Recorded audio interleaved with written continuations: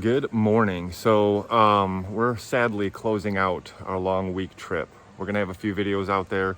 We started out in the Houghton Lake area. We came up and hit from the Houghton Lake area, went all the way out to St. Helen, was able to check out that scramble area. It was really cool. Hopefully the video turned out really well. Went up to the UP, Keweenaw Peninsula.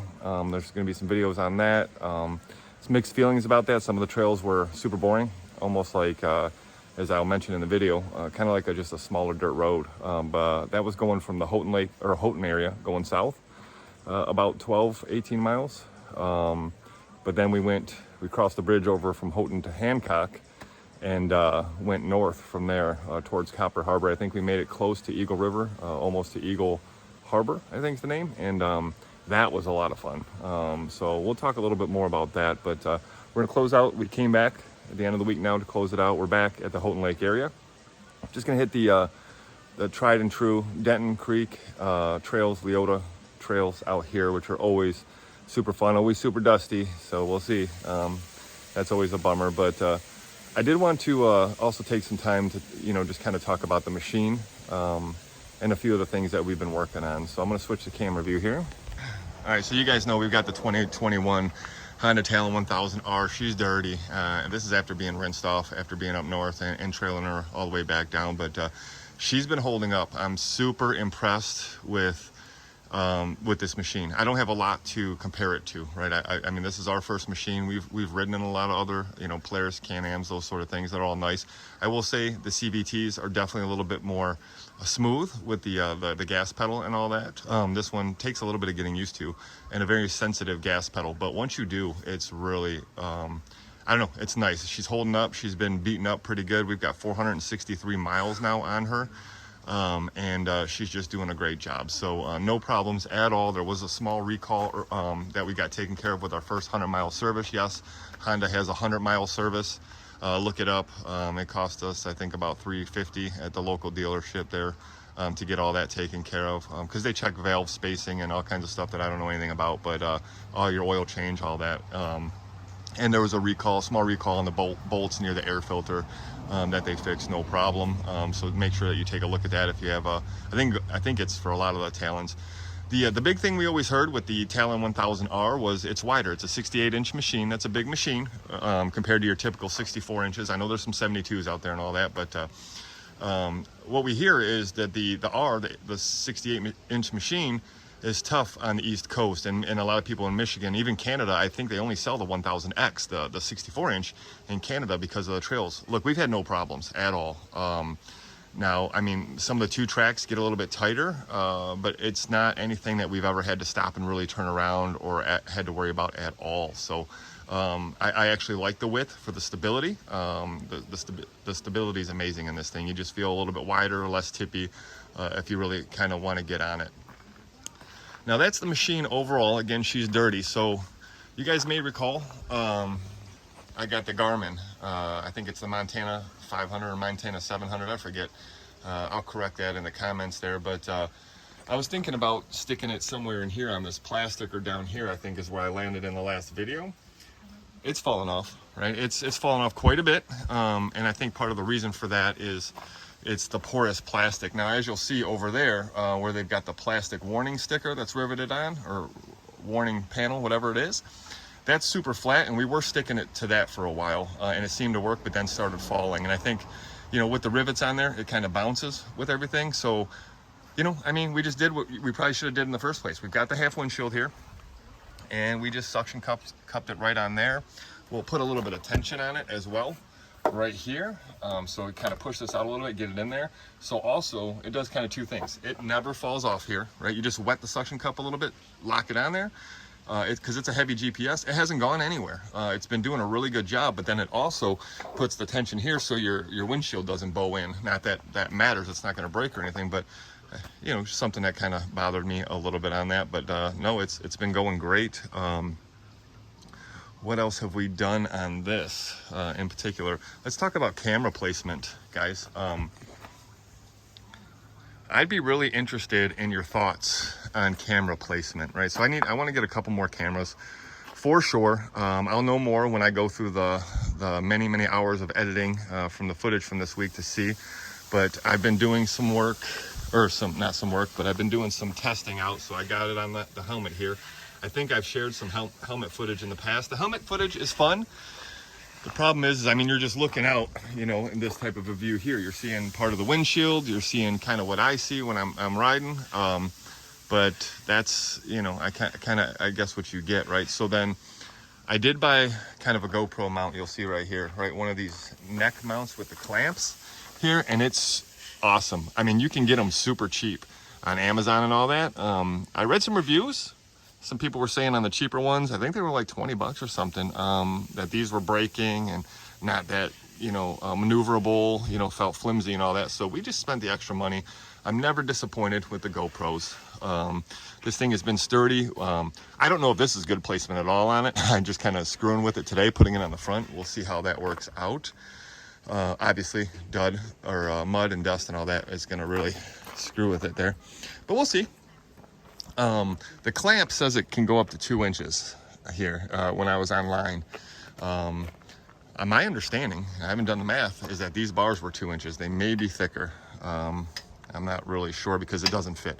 It doesn't fit on these, which is a bummer. That's kind of what I was hoping for. But on this machine, we've got the smaller, maybe 1 inch bars back here. That's nice. So we've had it mounted here, kind of hanging off to the side here. So you see the view from the side, driver's side, going down some of the trails. We've tested that out.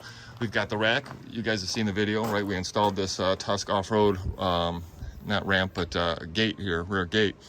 And it's got the smaller tube here. So we've been able to put it on here. Looking out front is silly. Half of it's cut off by the box and all that we take out there, but we turned it around and put it backwards. So hopefully we caught some good footage of Billy knocking their Jeep. We'll find out. Again, a lot of editing to still do.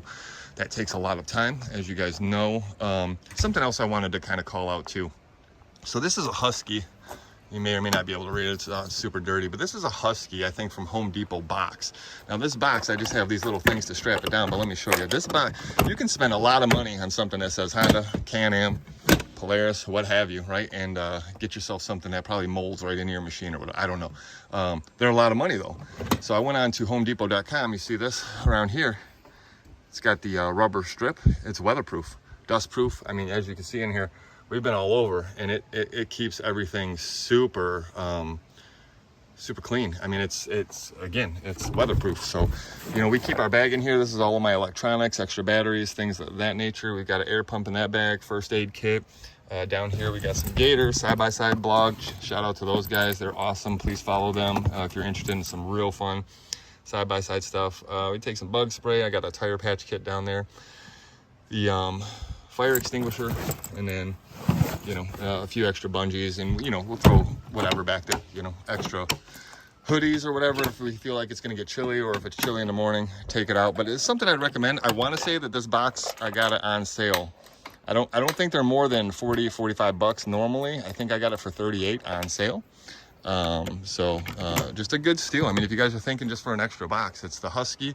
They come in different colors, and they're waterproof. I mean, they got that seal on there, so super, super nice there. So we haven't done anything else as far as the you know, additions or anything. It's fairly stock with everything else, right? The windshield's working out great, I think. I'm not sure if we did a video installing the windshield or not. So here's the feedback on the windshield, right?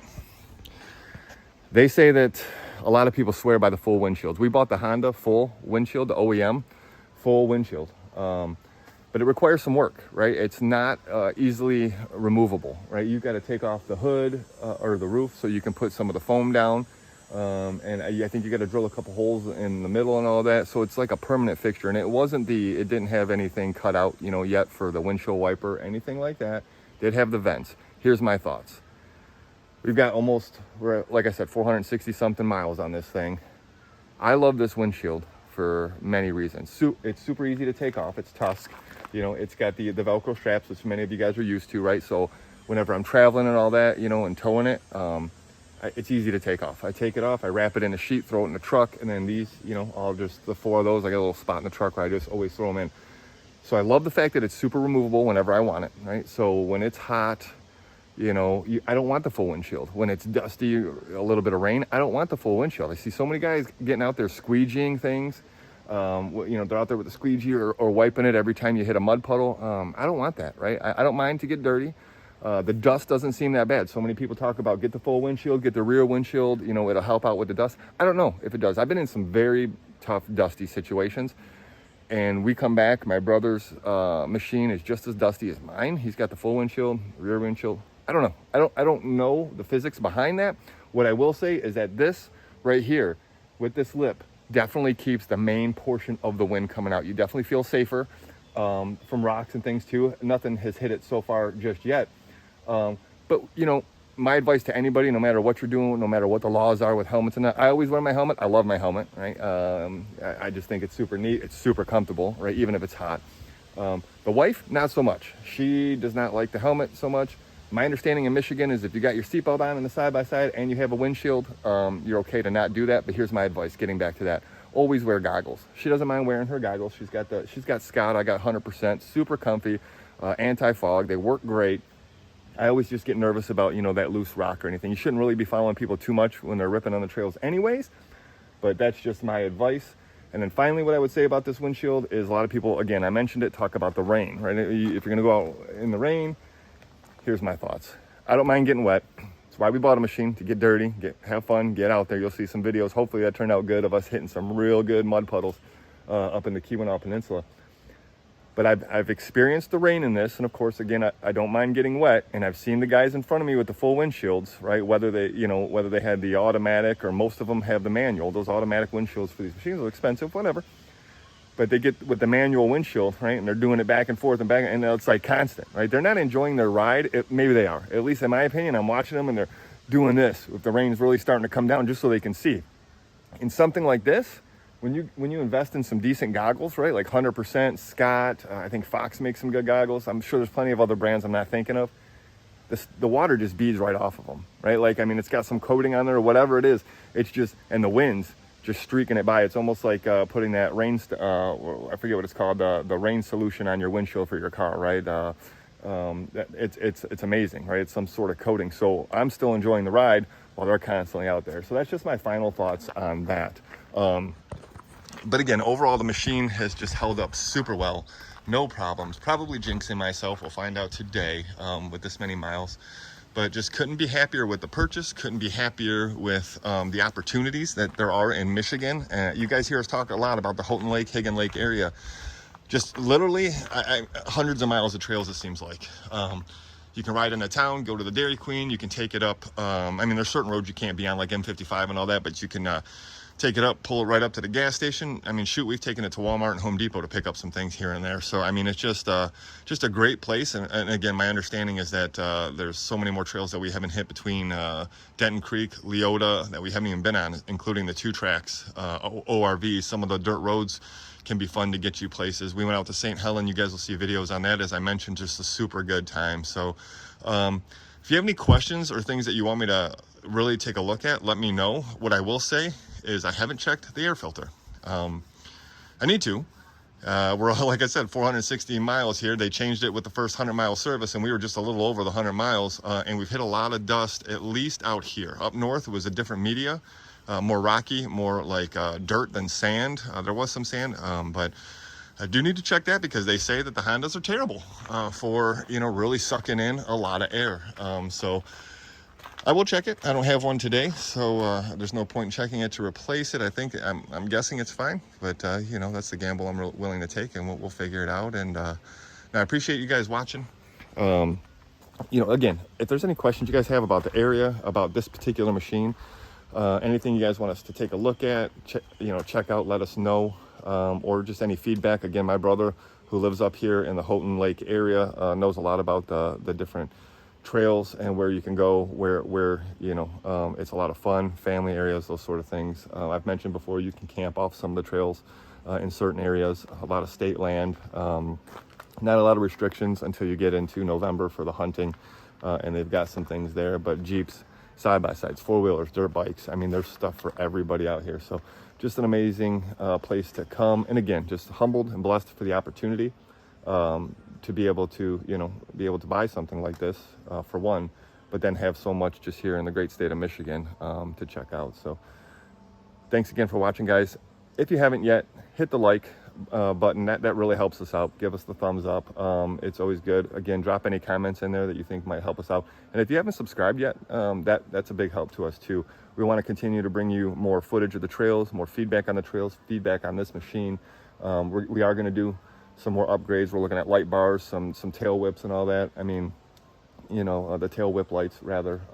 Maybe look at a muffler, maybe look at getting the winch installed, and some new tires. If you guys have any, you know, feedback on the tires, I mean, if you guys don't know what the Hondas, I think that they make these tires just for the Honda, and they're a little thinner in the front, a little wider in the back. They're the same size. We're thinking, I think these are 28s. I could be wrong. But we're looking to, what seems popular is, you know, 32, 33-inch tires, get them all the same all the way around. I hear carnivores are a real good choice for kind of the versatility between trail riding. So if you guys have any feedback on tires, good, bad, indifferent, whatever you've experienced, please let us know. So when we get into those, we can let you know. And apologies that she's dirty. You know, that's another thing. If there's a good solution out there, like other than just your typical car wash, turtle wax, car wash type stuff when you're power washing your machine, if there's something good out there that's safe, good to use, all that, let us know. Be happy to test it out. Thanks again. Take care.